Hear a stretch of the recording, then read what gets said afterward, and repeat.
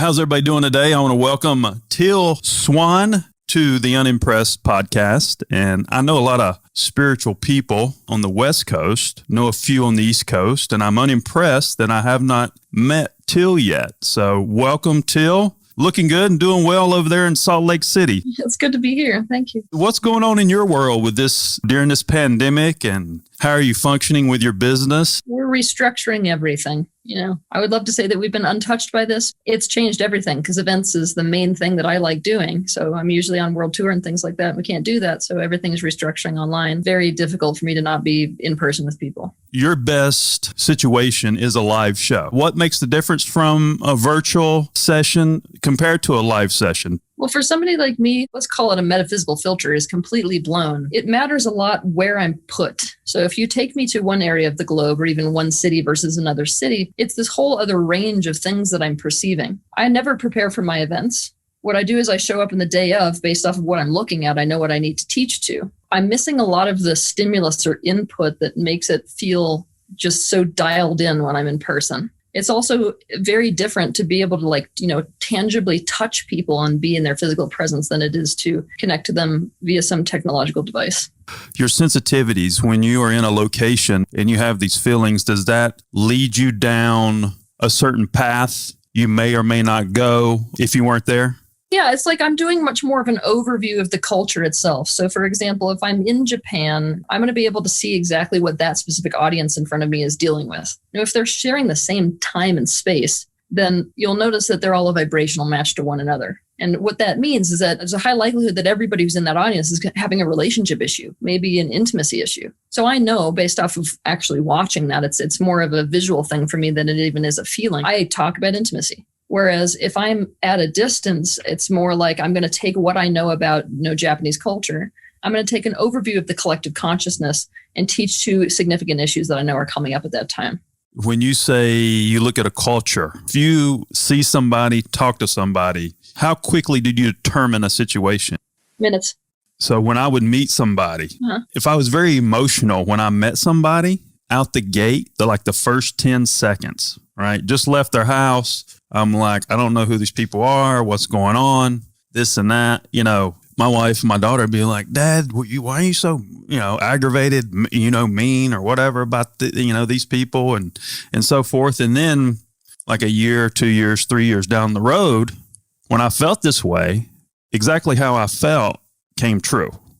I absorb a lot of emotion and I can feel, a lot of emotion from people. So I don't know, maybe you can explain that to me. Most people in the spiritual field would call that an empath. When I'm sitting here and looking at your energy field, you're much more of a physical intuitive. What makes that different is that you would process whatever impulses or stimulus is in the room through your sensory perception, not as much through your emotional centers. That's actually located right in the center of your solar plexus. When you're a physical intuitive, you're going to register things that are happening in the external, including emotions other people might be feeling, but through the physical. So you will start to react in terms of sensations. So let's say somebody else in the room has a stomach ache, you'll get a stomach ache. Let's say somebody else is agitated or hiding something, you might get a cold sweat. So when I'm looking at you, your body is reacting to everything in the room. Where does that come from? Where does it come from?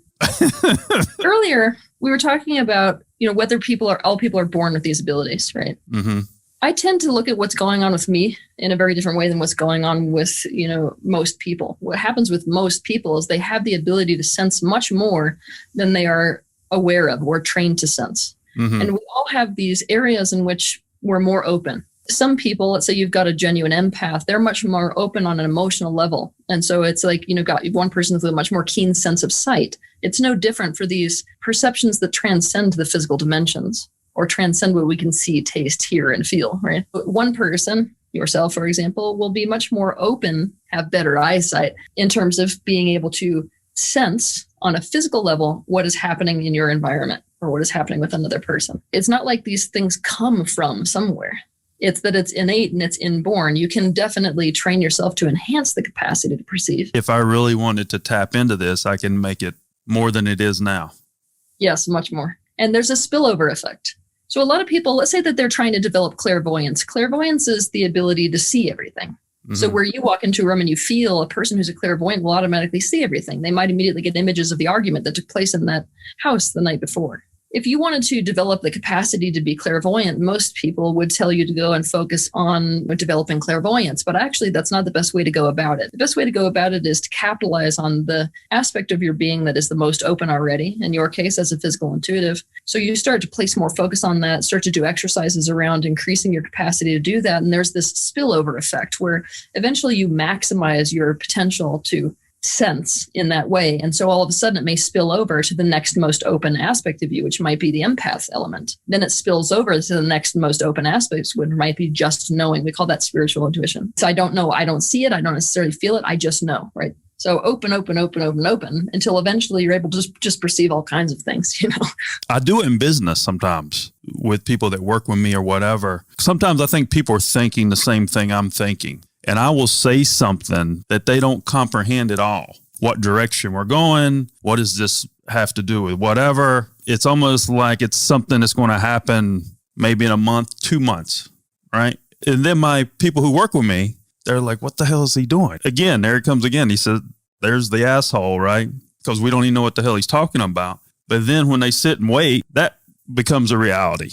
I don't want to sound like a know-it-all. I'm pretty strong and correct with my judgments, usually about 90 to 95% of the time in those situations. And I don't know if I'm like see something at a certain time and a home in, because sometimes maybe I just don't pay attention. That happens as well. You're a physical intuitive. All people have the capacity to become all of these things: spiritually intuitive, emotionally intuitive, and clairvoyant. But what I would call you is a physical intuitive. It's a way that somebody in my position would describe the way that your body is processing information that exceeds what our normal senses perceive. The reaction that you're getting from people is a lot because of what you're adding on top of it. If you would like to know how to tone down people's responses to what you're perceiving. When you're perceiving something and you're taking it in, you're still interpreting it, right?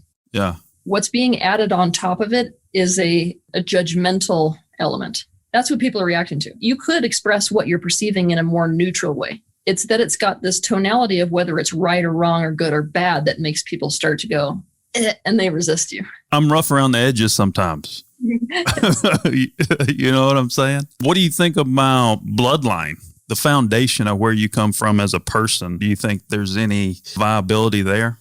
Ancestors are everything. Genetics in and of itself is a 12th dimensional thing. So there are 12 dimensions to genetics. When you come into an ancestral family line, you are actually inheriting every memory that has ever belonged to any member of the family that has come before you, all family members. Your conscious awareness does not have the capacity to consciously draw on those memories. However, it's impacting you all day, every day. So ancestral trauma is an absolute reality. When it comes to, past lives or this type of discussion, it has no place in the conversation compared to ancestral lines. But this is something that before you come into your physical life, you are deliberately looking at. You're looking at both the positives and negatives of that family line. It's almost like you're opting into a deck of cards, and some of those cards are awesome and some of those cards are crap. Essentially, if you were in an awakened state, what you would be trying to do is to capitalize on and accentuate those things that would be considered positive attributes, whereas you're trying to change the patterns inherent in those what we would call a more detrimental attribute. Now, are you Native American? No, none. 100% European, nothing from anywhere else. Who's around you? Family? What's going on with that? I have an intentional community. I actually began this intentional community over 17 years ago.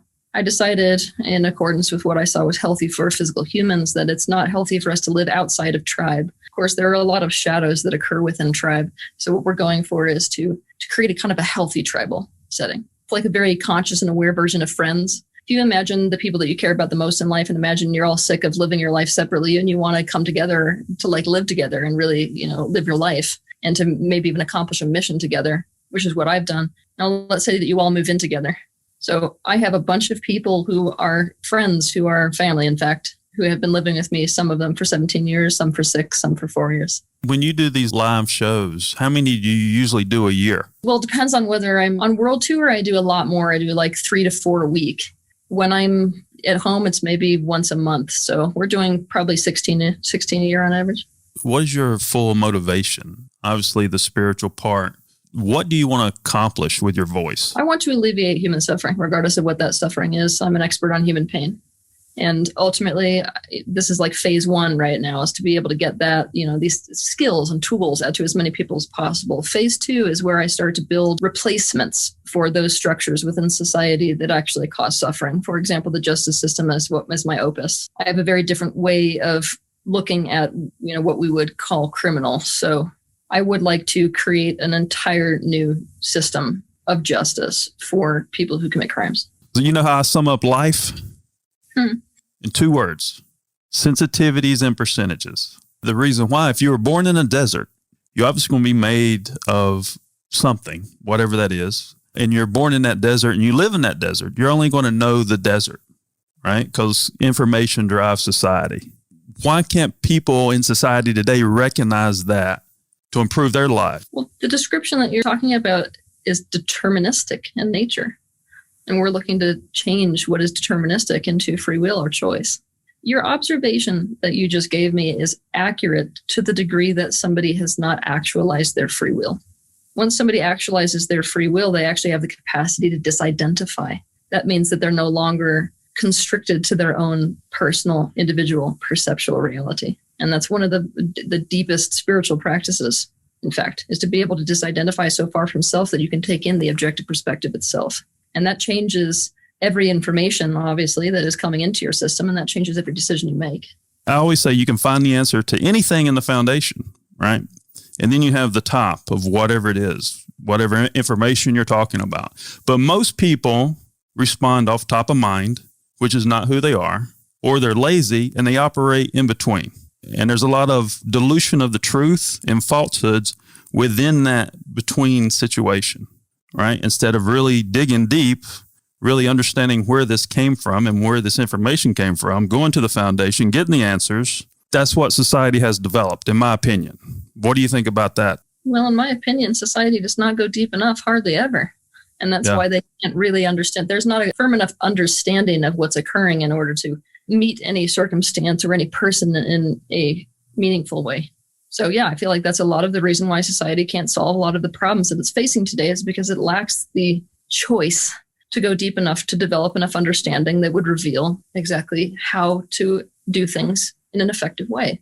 Do you think that's a self-inflicted thing that we have done to ourselves over time? Let me say yes and no. This is what I mean by that. We learn how to approach the world based on how the world approaches us. And unfortunately, that's down to mom and dad first and foremost in our childhoods. So if we had somebody in our childhoods that tried to deeply understand us, that developed enough intimacy, this would be the mental and emotional set point with which we address the rest of the world. So we have not been trained by our early caregivers, honestly, to look deep. In fact, we've been discouraged from it. So of course, that becomes this deterministic way that we then approach everything externally. It's just like kids, right? When kids are 0 to 5 years old, their imaginations are out the roof, right?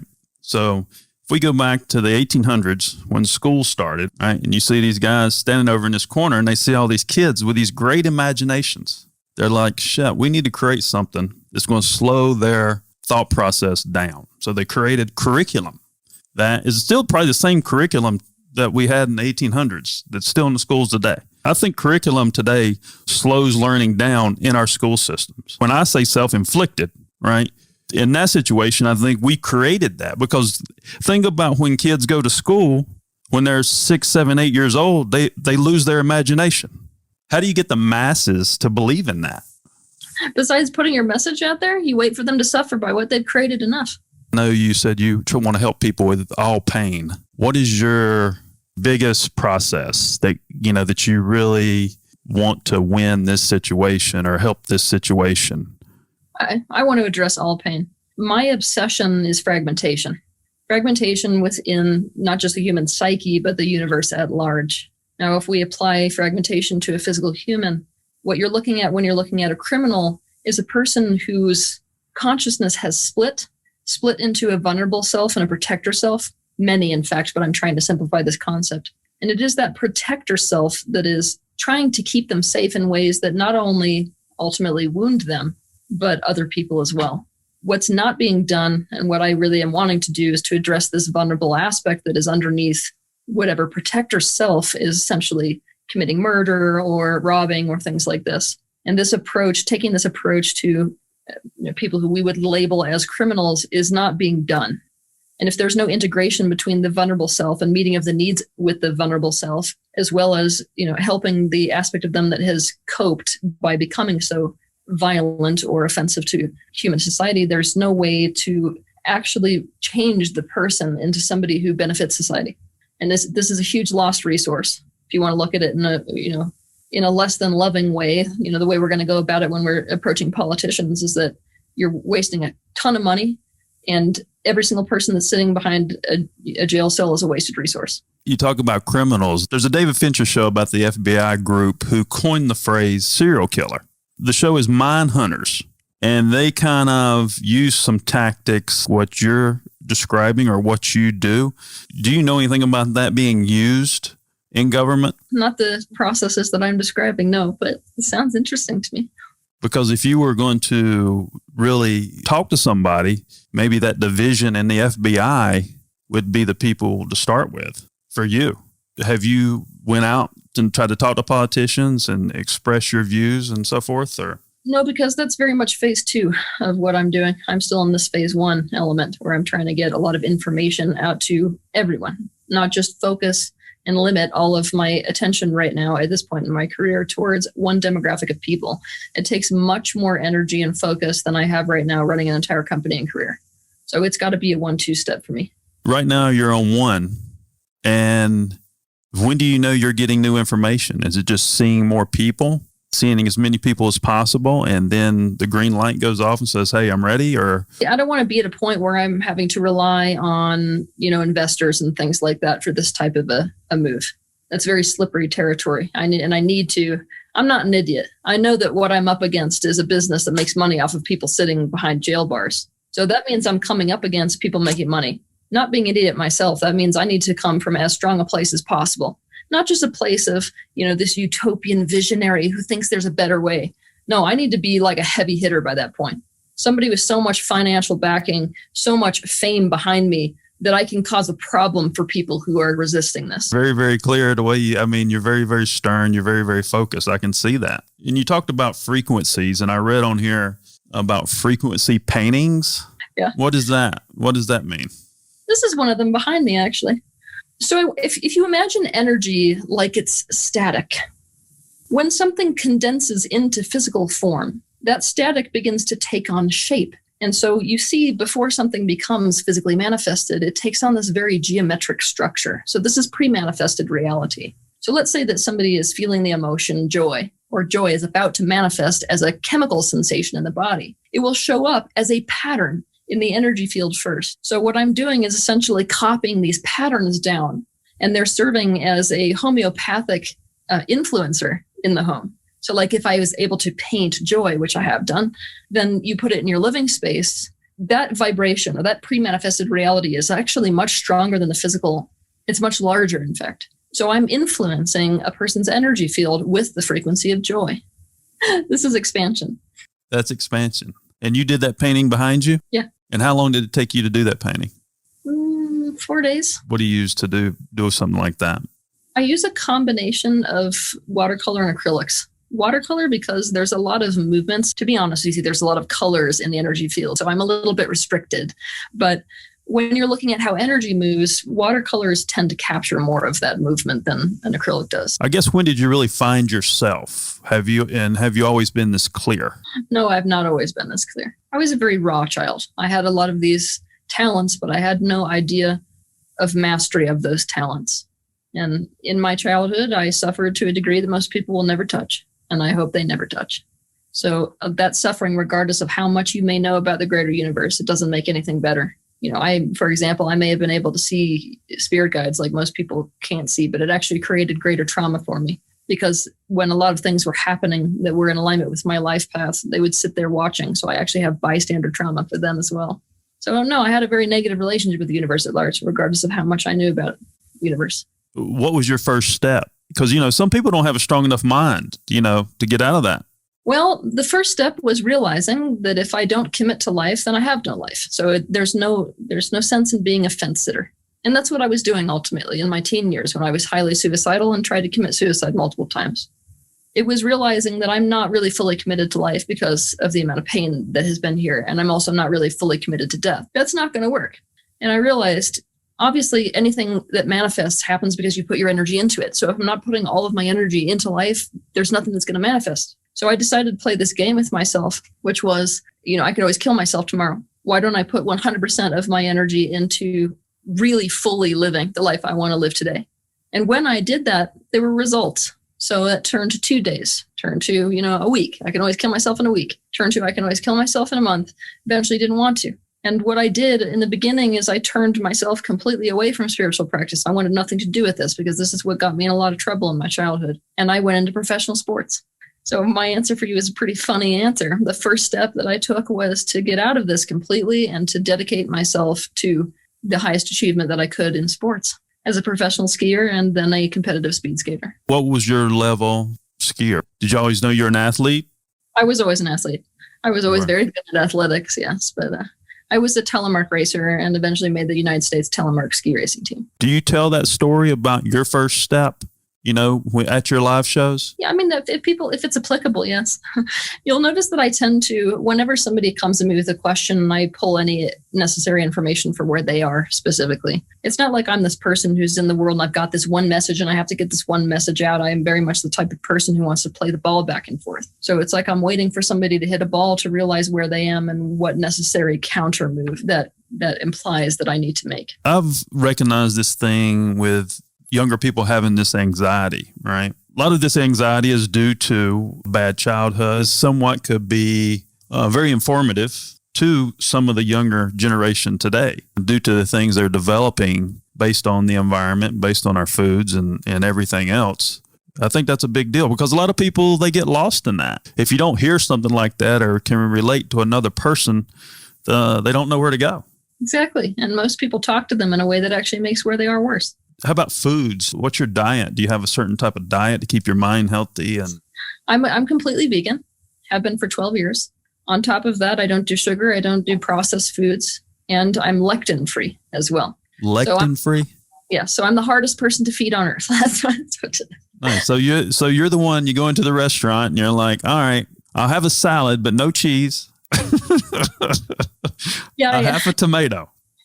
Eating out is not really a thing for me. It's mostly cooking, even when I'm on the road, because this is such a, I don't want to say restricted because I don't feel like that. But what it is that a lot of the things which trick your brain into thinking that something is tasty and therefore will be cooked in a restaurant is not something which is actually conducive to human health. So I'm not really eating out a lot, which is pretty sad because I'm an absolute food freak. I love to cook. It's one of my favorite things to do. And I have such an appreciation of food that if you give me a good enough dish, I'll cry. Well, yeah. Well, I take superfoods every day.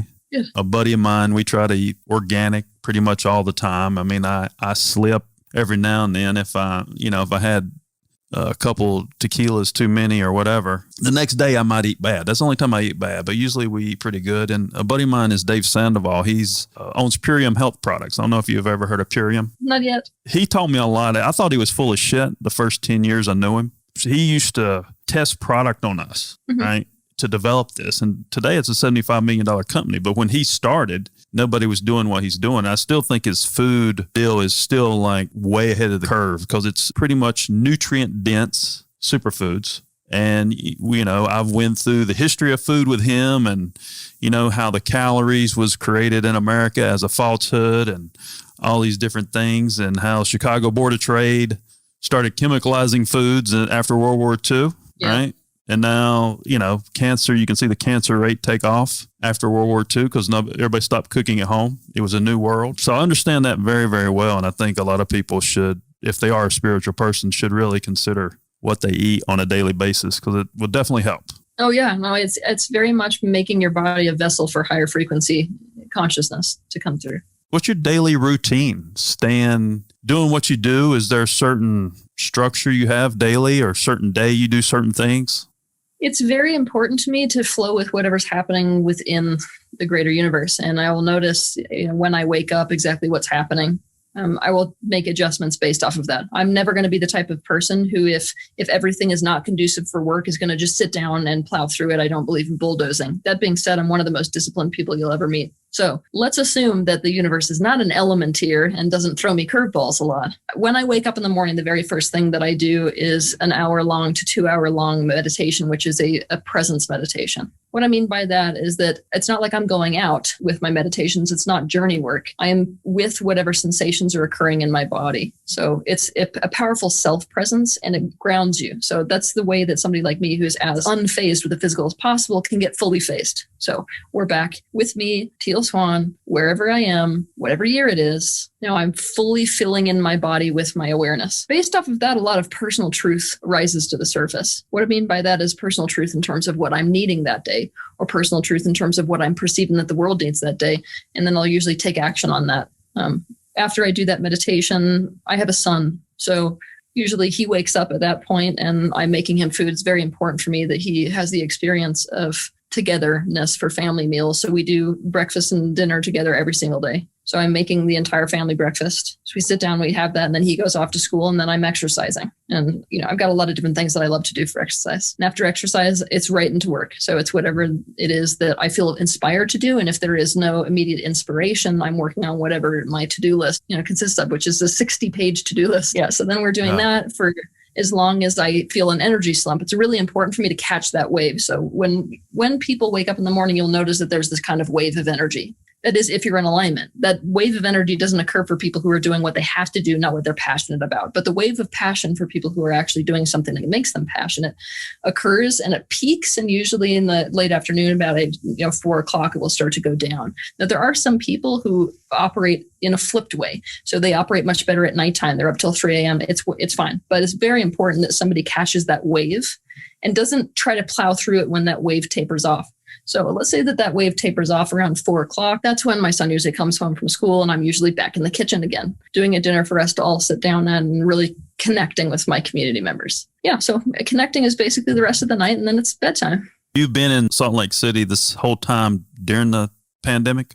No, actually, I was stuck in Costa Rica at my retreat center for almost 4 months in the very beginning of this whole thing. And then we ended up on a repatriation flight. I was not at a point, because I'm straddling, the United States and there. So I was not at a point where I could just stay there, especially because I have 2 dogs. So we got on a repatriation flight and flew back. And I haven't felt good about, doing a lot of overseas travel because of getting stuck again. And I can't do that with a community and a son. So we haven't been back since then, which is quite frustrating.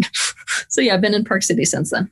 Tell me a little bit about your retreat and what you do there. My retreat center is called Philia. I tend to use that retreat center for our deep dives emotionally. One of the events that I do is called a curveball event. In that event, I decide whatever I want to decide to do with a group of people. I like to limit the size of that one.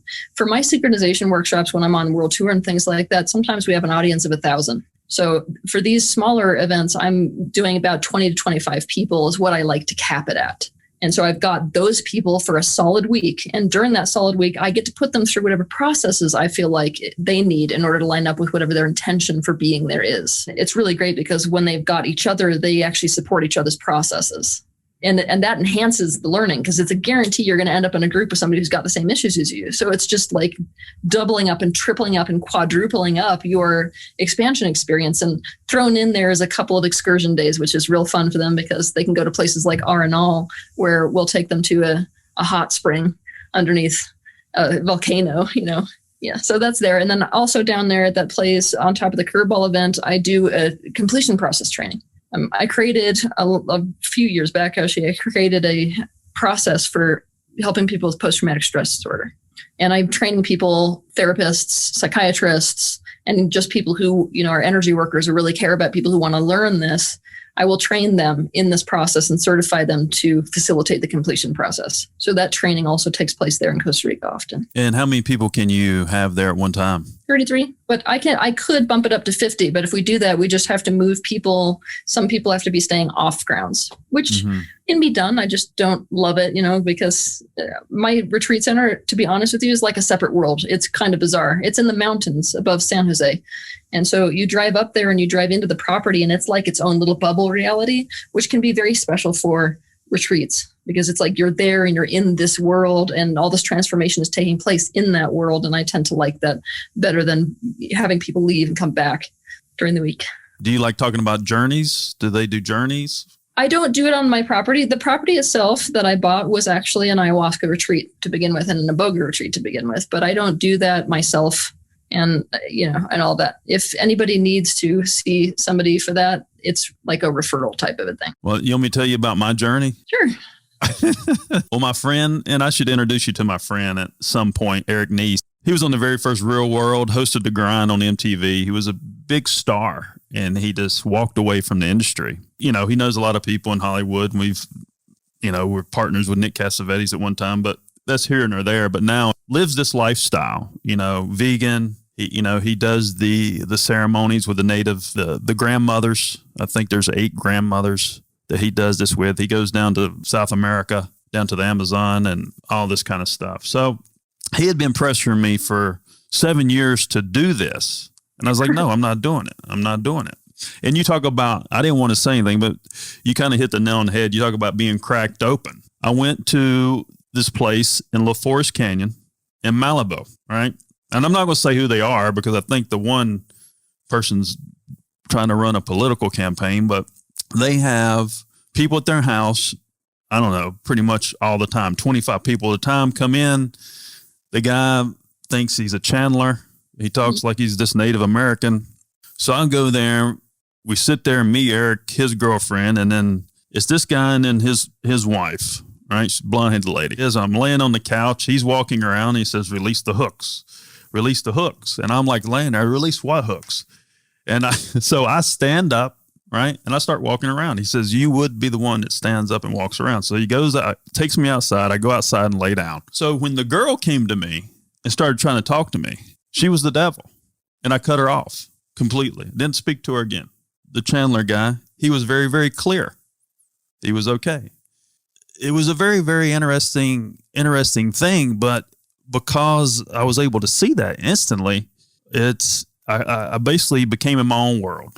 And obviously the visuals were very, very extreme. And it was almost like a group of Native Americans were walking around me and there's like this rattle, like,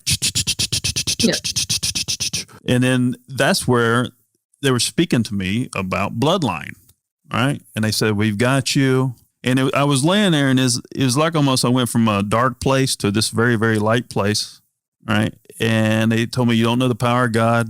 And it was almost like the grass was like flickering, like shh, very, very intense. Yeah. Right. And these people in Malibu, La Forest Canyon, probably see thousands of people. And they said they had never had someone respond like that in this ceremony. So I didn't think anything about it. I didn't say anything to my friend. But again, when my sensitivities were that height, what I saw, she became 6 months later, and I finally told him the truth, and she ended up taking money from my friend and so forth. She showed her true colors eventually, but that's when my life kind of changed, though. That's when I was able to really take my business to a different level because I saw things differently. What's the perception of that story? Well, this doesn't sound out of the ordinary for what I hear from people on the grandmother vine. Yeah. That particular medicine as a consciousness answers to whatever is needed at that time for personal expansion. So everybody gets a completely different experience and every journey you do is completely different. Did you see any fractals? Did I see any what? Did you see any fractals? Fractals. I saw these little circles spinning and there's thousands of them on the walls of Malibu. It's almost similar like you're painting behind you. Exactly. So that's pre-manifested reality. So the closest you can get to knowing how it's been since I was born is to take, a DMT medicine because it's blowing your filters. That's how I live all day. So I've never seen anything other than that. That's how I see normally. Really? Yeah. You're completely dialed in. I'm the opposite of dialed in fact. So you see the little spirals and the movements and all that stuff all the time? All the time. There's nothing but that. I don't see negative space. So what I mean by that is that most people have described to me that air is like clear to them. I don't think I've ever seen what most people see when they say they see air because everything is just always moving. There's nothing that's stationary. Like even a table is buzzing. And I'm seeing all of these geometric patterning, like what you would see when you take ayahuasca, but all the time. I mean, literally all the time. I don't know anything other than that. Does that keep you homed in or does it become too normal sometimes? I don't know any different. So you can't make a judgment? No. When you home your mind into the thought process of you're trying to be inspirational to whoever you're talking to, does that vision change at all? No. So when you say you're cracked open, you're just completely wide open, just all the time, every day. Yes. So here's the best way to describe this. When most people come into the physical reality, it's like they're opting to become an avatar in a video game. And when I say become the avatar in a video game, I mean that's you. And you forget the fact that you are also sitting on the couch. That's actually considered healthy. Like, this is something that bothers me. I think is a lot of people like to look at people like in my specific position. I'm not talking about somebody who's been able to develop these types of gifts. I'm talking somebody who you say it's a gift, but really it's, for whatever reason, I was never able to fully plug in, right? What's happening with me is I could not just be the avatar. I never was able to do that. Mm-hmm. So I'm silent. I'm all the time aware of, the person who's sitting on the video game, what's happening on the screen, what's happening in the game as well. It's like they're all playing out at one time for me. And so I'm saying this because it's considered quite healthy, in fact, for a person to plug into their avatar and to really fully be here. And then, when you say that somebody's developed the gift, what that means is that they begin to realize as the avatar in the game, wait a minute, I think there's something outside this. When you tell people who you are and what you are and tell them about your abilities, do you have confidence when you tell people, or is there a little non-confidence of trying to spread that message? Because I think sometimes when I talk to people and tell them some of the things just at my level that I've experienced. So do you have confidence doing that? No, not because what it is that I don't have any doubt in what's occurring. I can't do that any more than you would have doubt that the wall behind you is white. But if you knew that I would have a huge problem with that, of course you would have a hesitation. It would be intelligent to have a hesitation. Otherwise, you are not attuned to the environment that you're in. And that's what's hard for me. If I'm talking to a giant group of people and one person in that group is Christian and they have a different mindset or filter around what's going on with me than somebody who's new age, I would communicate to the two differently. But if I'm speaking to a group, I can't. And that creates a lot of anxiety. I always listen to this thing Bruce Lee said, if you create a style, right, you crystallize growth. They create this style or this topic or this genre, right? It's perpetuated over time, and then it becomes the gospel, right? So no matter how you're categorized, I was listening to what you said about how you approach a certain person differently, because you can still get the same message across, whether they're Christian or whatever they call themselves. You can still get the same message across to them if you approach it the right way. I mean, that's the world we live in. Because the mind is not being pushed as far as it should be. Teal has done 6 published books so far in her career. Tell us a little bit about the 6 books, and you don't have to go in depth, but tell me a little snippet of each. Okay, the first one that I ever wrote, The Sculptor in the Sky, is a huge objective view. So I'm taking people to the highest level of looking at the universe, the reason for life, why joy has so much to do with the meaning of life, and how to follow that joy. The second one, that's The Sculptor in the Sky. The second book was Shadows Before Dawn. Originally, I was very frustrated in my life because I did not have any self-love. I mean, none. To the degree that I was like a cutter. So, when we're talking no self-love, I mean none, right? Big time self-hate. And it was really frustrating to me that nobody could tell me how to love myself, just that I should. I wrote this book to be the how. Okay, you don't love yourself right now. How do you go about actually doing it? What things are you practically changing? That was pretty interesting because I had to study the difference between people who don't love themselves and people who do, to kind of map out the differences between them and then figure out how to close that gap. My publisher would not publish that book without including my personal story in it. And so the first part of that book is the story of my childhood, how I ended up where I am today. And the third book was Completion Process, which is actually the process that I created, but I'm teaching it to the masses. So whereas I train people to be able to facilitate this process, this is how to do the process yourself if you're in a room by yourself. Fourth book was Connection Process, which is a super esoteric process for developing intimacy. It's where you're actually doing journey work, but into another person's internal world. The book after that was Anatomy of Loneliness. Pretty self-explanatory. I wanted to explain to people exactly what the pillars of loneliness are, what creates loneliness, and how to, conversely, once you understand that, how to create the opposite of that, which is genuine connection. The book after that was Hunger of the Pine, which was my first novel, which is a novel about a homeless youth. And I'm using her actually as the lens through which to introduce all these different demographics of homeless people in the United States. So as to increase awareness around homelessness itself. It's also a whopping good love story. So I was trying to gain, awareness through first person, putting people in the first person on the street in America at the same time as tell a good story and exercise my writing skills. So those are the 6 books. Have you ever had your IQ tested? Yes. What's your IQ? 175. I could tell. That's one of my abilities too, is I'm in the talent business and I'm able to find good talent for some reason. A clip of a video or intellect, but I can definitely tell that your IQ is very, very high. I mean, I think Einstein was 160. Sell that. People need to sell intelligence and, look more positive because, society is a negative society, right? If we sold something like intelligence and looked at the upside instead of selling the downside every day, maybe there's a different path there as well. That'd be a good idea. It doesn't hook into the fear centers as much, which is our addictive centers as well. Yeah, exactly.